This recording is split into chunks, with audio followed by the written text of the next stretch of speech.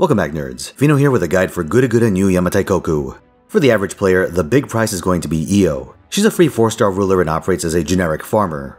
If you want more details on that, I'll link her servant guide at the end of this video. But she's nice to have around, so you won't want to miss out. Besides, she gets double experience during the event. You get her while completing the event story. Her ascension materials are early in the point ladder, coins are in the event shop, and spare NP copies are here and there, between the shop and story-related events. For more experienced players, however, you can take advantage of the event's pseudo lottery. To start, you'll want to hunt copies of Hospitality for the journey. You can get 4 copies from the event shop and 1 from deep in the point ladder. Also free quest drops, but those are always a crapshoot. What this does is it increases your drops for the 3 main components, green, yellow, and red tea leaves. Then you mash them together, Resident Evil style. You can trade it a bit like Mississippi Mythicizers, except you can choose what appears in the excavation. You unlock new recipes as you progress the event, and each has a set of materials you can create and a higher probability of making one in particular. Dragon fangs, fool's chains, mystic fluid, Yggdrasil seeds, ghost lanterns, phoenix feathers, knight's metals, refined magatama, hearts, grease, demonic flame lights. Generally, these are grouped by rarity except for embers and QP, which are found in multiple buckets but never as the main item. You can't go straight to the highest rarity, however. Main story progress is gated behind the point ladder, and you get points by brewing tea, so you'll have to start with the bronzes and work your way up. This point ladder also contains the event's 3 command codes. Nobu Tea removes a damage over time effect if you put it on a quick card, Mirror of Eternity gives a stack of skill steal immunity, and Consort of the Sun burns and increases crit damage. Of these, Mirror of Eternity is something you absolutely want to have. When skill steals come up, being able to nullify them is an absolute run saver.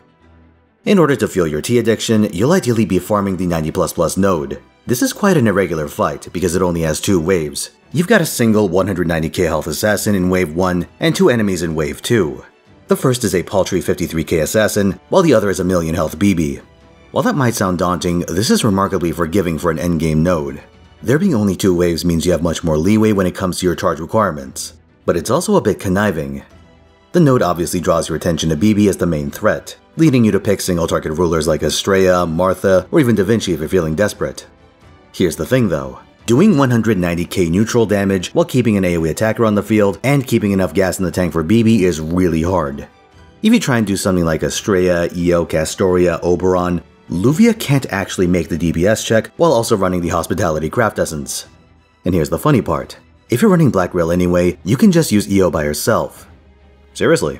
She has the highest tier of event bonus damage, and with only 2 waves to account for, you can brute force your charge requirements with 2 Castorias and an Oberon. So if your account is thin in the attacker department, I'd consider that as your first course of action.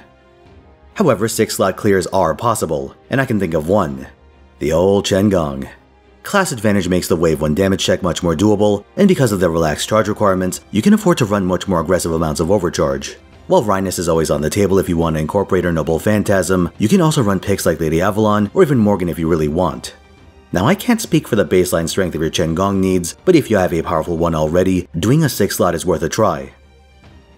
Now let's talk about the challenge quest. This one pits you against Io. She shows up with a 1 million health break bar, which after looking at BB doesn't look quite so intimidating anymore, but she comes with some nasty mechanics. Firstly, Io begins the fight with a large number of buffs that you can't remove, making her difficult to brute force down. However, she accumulates special stacks every time she attacks or is attacked, and once she hits 7 stacks, she summons a tree enemy.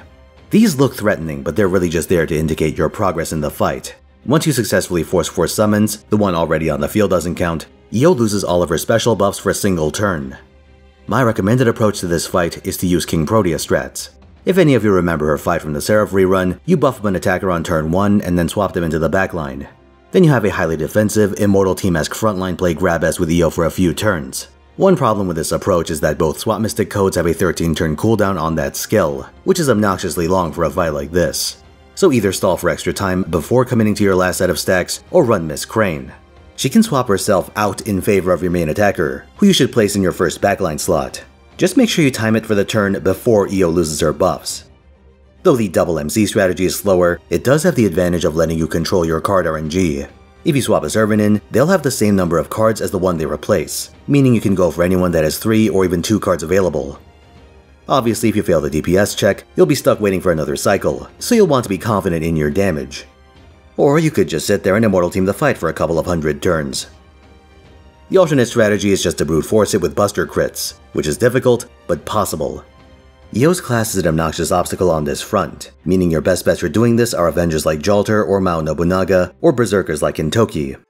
There are two major obstacles. The first is Io's NP resistance, which makes the DPS check a lot harder to massage with things like Golden Spark. The second is her raw defense, which can be bypassed with certain craft essences or a bit of help from Sherlock. Either way, you'll probably have to reset the fight a ton of times, which is no fun, but if you're feeling frisky, the option is there. Once Io's bar breaks, she loses her phase 1 buffs and reveals a much more emaciated health value, but she gains the ability to steal your defensive buffs when she attacks you and steal your offensive buffs when you attack her. So unless you absolutely need it to stop her Noble Phantasm, I'd recommend sitting on any evades or invulns during the phase transition. For the main fight, I was stuck with Ranmaru since my account didn't have much in the way of options at the time. She's by no means optimal, but she does have an event damage bonus at least. Thanks for watching, lads. Like if you found this video helpful, subscribe for more, and come watch me at twitch.tv/Finotaisen, where I stream every week, Wednesday and then Friday through Sunday, 3 PM Pacific time. This coming week, I have Sleeping Dogs on Wednesday, Limbus Company on Friday, Paper Mario: The Thousand Year Door on Saturday, and FGO on Sunday. Stop by and hang out. See you there.